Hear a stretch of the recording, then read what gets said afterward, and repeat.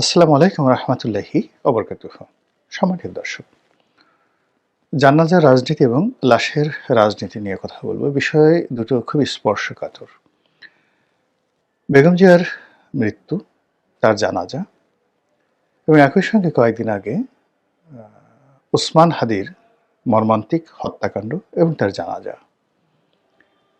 এই বিষয়গুলো নিয়ে আলোচনা করতে গিয়ে খুবই স্পর্শকাতর বিষয়, খুব সতর্ক হতে হচ্ছে।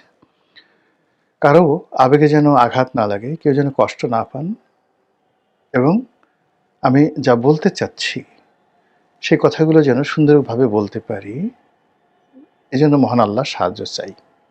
রব্বি ইশরাহ লি সাদরি ওয়া ইয়াসসির লি আমরি ওয়াহলুল উকদাতাম মিন লিসানি ইয়াফকাহু কওলি। হযরত মুসা আলাইহিস সালাম যে দোয়া করেছেন আল্লাহর দরবারে, ঠিক এই একটা ক্রিটিক্যাল মোমেন্টে এই কথাগুলো বলার জন্য আল্লাহর সাহায্য চাই।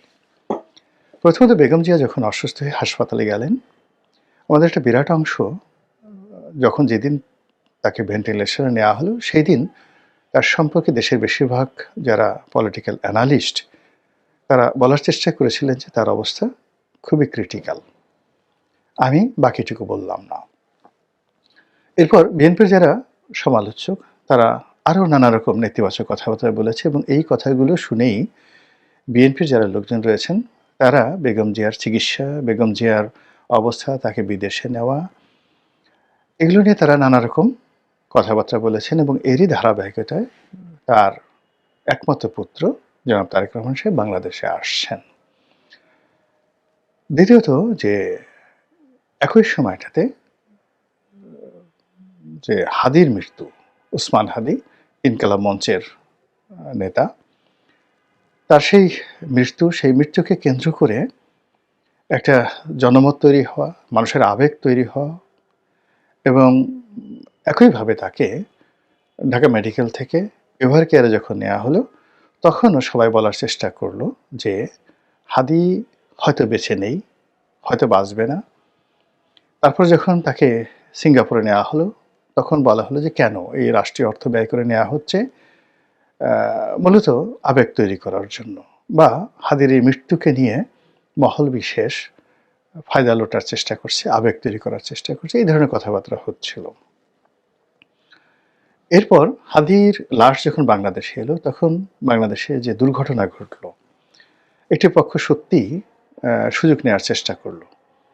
ডেইলি স্টার ভাঙা হলো, প্রথম আলোতে আগুন লাগিয়ে দেওয়া হলো, আর হাদির জানাজাতে নজিরবিহীন মানুষের উপস্থিতি ঘটল, এবং তাকে ঢাকা বিশ্ববিদ্যালয়ের কেন্দ্রীয় মসজিদের যে কবরস্থান, যেখানে কাজী নজরুল ইসলাম সহ অল্প কয়েকজন বরেণ্য ব্যক্তির মৃতদেহকে দাফন করা হয়েছে, এবং যেখানে ঢাকা বিশ্ববিদ্যালয়ের যে সিন্ডিকেট, সেই সিন্ডিকেট সিদ্ধান্ত নিয়েছে যে এখানে আর কোনো ব্যক্তির লাশ দাফন করা হবে না, এরকম সিদ্ধান্ত ছিল। তো সেই সিদ্ধান্তের ফলে যখন ডক্টর হুমায়ুন আজাদ মারা গেলেন, এবং ঢাকা বিশ্ববিদ্যালয়ের ইতিহাসে ডক্টর হুমায়ুন আজাদের যে ভূমিকা, তার যে যাকে বলা হয় কন্ট্রিবিউশন টু দ্য লিটারেচার,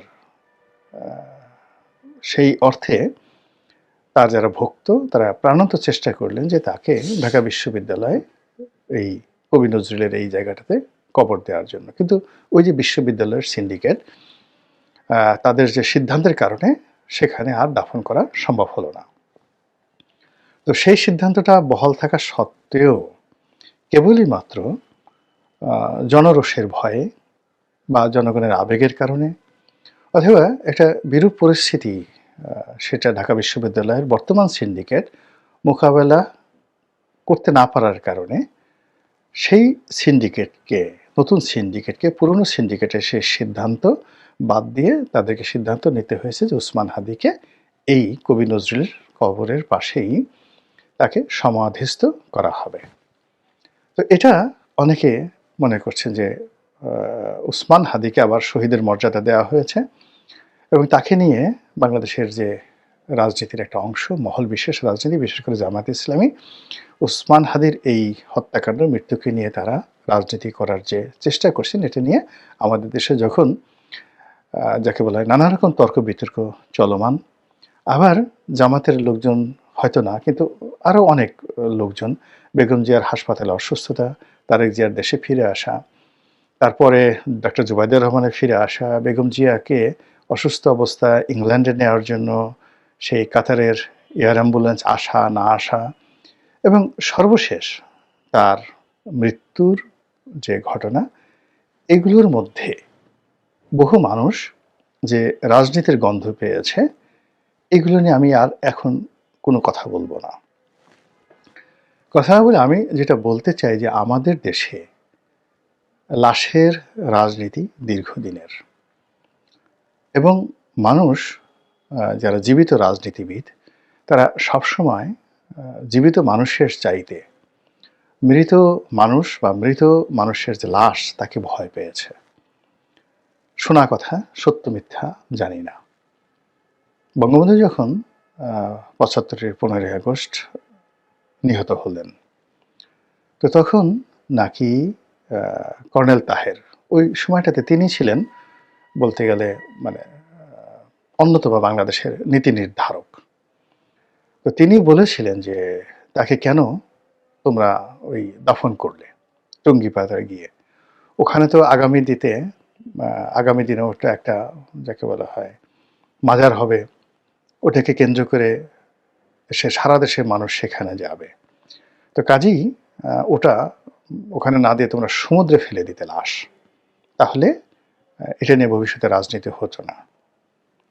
সত্য মিথ্যা জানি না, আমি আগেই বলছি, কিন্তু এই কথা ব্যাপক জনপ্রিয়। যদিও কর্নেল তাহেরের পরিবারের একজন ওয়ারেসাত বেলাল, তিনি সংসদ সদস্য ছিলেন একাধিকবার। তারপরে কর্নেল তাহেরের মেয়ে বা অন্য যারা আছেন, আরেক ভাই জাহাঙ্গীরনগরের প্রফেসর আনোয়ার জাহাঙ্গীরনগর ইউনিভার্সিটির ভাইস চ্যান্সেলর হয়েছিলেন। তো এরকম এই পরিবার আওয়ামী লীগের রাজনীতিতে জড়িত, কিন্তু কর্নেল তাহেরকে নিয়ে এই ধরনের কথাবার্তা কিন্তু প্রচলিত আছে। আবার প্রেসিডেন্ট জিয়াউর রহমানকে যে চন্দ্রিমা উদ্যানে যেখানে দাফন করা হলো, ওই সময়টিতেও কিন্তু এরকম হাদির এই যে মৃত্যুকে নিয়ে যে সেন্টিমেন্ট, যে আবেগ, ওই আবেগটা তখন ছিল। ফলে তার জানাজাতে বলা হয় বাংলাদেশের সর্বকালের সবচেয়ে বেশি লোক সমাগম হয়েছিল, এবং এটা ল্যান্ডমার্ক বলা হয়ে থাকে। এত জানাজাতে অতীতে কখনো হয়নি, ভবিষ্যতে কখনো হয়নি। তো এই যে বেগম জিয়া যখন অসুস্থ, তখন কিছু দুর্মুখ বলার চেষ্টা করছিলেন যে বেগম জিয়া যদি ইন্তেকাল করেন তাহলে তার জানাজাতে শহীদ জিয়ার চেয়ে বেশি লোক আসবে। মানে এই যে লাশ নিয়ে, জানাজা নিয়ে যে সকল কথাবার্তা, এটা এতটা অমানবিক, রুচিত বাধে এই ধরনের কথাবার্তা বলতে গিয়ে। এনিওয়ে, তো বঙ্গবন্ধুর সেই যে লাশ টুঙ্গিপাড়াতে দাফন করা হলো খুবই সাধারণভাবে, ৫৭০ সাবান দিয়ে গোসল করানো হয়েছিল। অল্প কয়েকজন লোক সেনা প্রহরায় সেখানে জানাজাতে অংশগ্রহণ করেছিল, কিন্তু ইতিহাস সেখানে থেমে থাকেনি। তার সেই সমাধি সৌধকে কেন্দ্র করে টুঙ্গিপাড়াতে এখন যা হয়েছে, এবং ওটা মানে জীবিত বঙ্গবন্ধুর চাইতে বঙ্গবন্ধুর সমাধি এখন অধিক শক্তিশালী। জীবিত বঙ্গবন্ধুর চেয়ে বঙ্গবন্ধুর যে লিগেসি অনেক বেশি শক্তিশালী হয়ে পড়েছে। এটা মানে আমাদের দেশের রাজনীতিতে রাজনীতিবিদদের একটা প্রাপ্য। রাজনীতিবিদরা যদি রাজনীতি করেন সততা নিয়ে, আন্তরিকতা নিয়ে, তাহলে তাদের লাশ পরবর্তী প্রজন্মে তাদের জীবিত দশায় তাদের চেয়ে শক্তিশালী হয়ে পড়ে। তো এই যে বঙ্গবন্ধুর সমাধি নিয়ে যারা আওয়ামী লীগ করেন তারা জানেন, এমনকি তার সেই সমাধিতে তারেক রহমান সাহেব গিয়েছিলেন, এবং বি চৌধুরী সেখানে যাওয়ার কারণে প্রেসিডেন্ট হিসেবে তিনি যখন গিয়েছিলেন, তার যাওয়ার কারণে তার চাকরি চলে গিয়েছিল। এরকম নানা রকম মানে লাশকে কেন্দ্র করে, মৃত ব্যক্তির কবরকে কেন্দ্র করে হাজারো রকম এরকম কীর্তি কাহিনী ঘটে থাকে। তো আপনি যে কিশোরগঞ্জে দেখেন যে পাগলা বাবার মাজার আছে, পাগলা বাবার মসজিদ আছে। তো সেই মসজিদে ১, ২, ৩ মাস পর দেখা গেল ৩ কোটি, ৪ কোটি, ১০ কোটি, ১২ কোটি টাকা সেখানে সেই দরিদ্র মানুষ দান করে যায়, সোনা গয়না থেকে শুরু করে সমস্ত কিছু। তো পাগলা বাবা জীবিত অবস্থায় তিনি কয় বেলা খেতে পেয়েছেন, কি করেছেন আমি জানি না, কিন্তু তার মৃত্যুর পরে এরকম তার লাশ কত শক্তিশালী হয়ে পড়ে।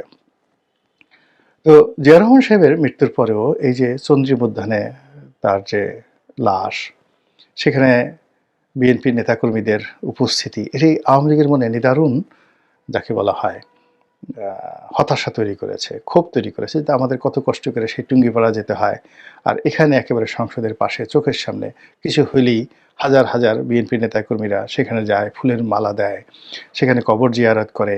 এটা আওয়ামী লীগের লোকজনের ভালো লাগেনি। ফলে আওয়ামী লীগ যখন প্রথম দফায় ক্ষমতায় এলো, তখন এই জিয়া উদ্যানের নাম পরিবর্তন করে তারা চন্দ্রিমা উদ্যান দিয়ে দিল, যেটা আগে ছিল চন্দ্রিমা উদ্যান।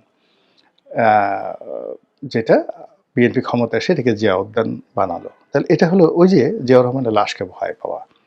দ্বিতীয়ত যে যখন আবার এই ২০০৯ সালে আওয়ামী লীগ ক্ষমতায় এলো, আবার না ক্ষমতা এলো যখন তারা ৯৬-তে ক্ষমতা এলো, তখন তারা যে কাজটি করেছিল সেটা হলো সংসদ ভবনের যে রাস্তাটা এবং চন্দ্রিমা উদ্যান বা জিয়া উদ্যান এর মধ্যে যে একটা ব্রিজ ছিল, স্টিল ব্রিজ, যেটা এখন আছে, যেটি দিয়ে সহজে এই রাস্তা দিয়ে যারা সংসদ ভবন দেখতে যায় তারা অনায়াসে গিয়ে চন্দ্রিমা উদ্যানে যেতে পারে।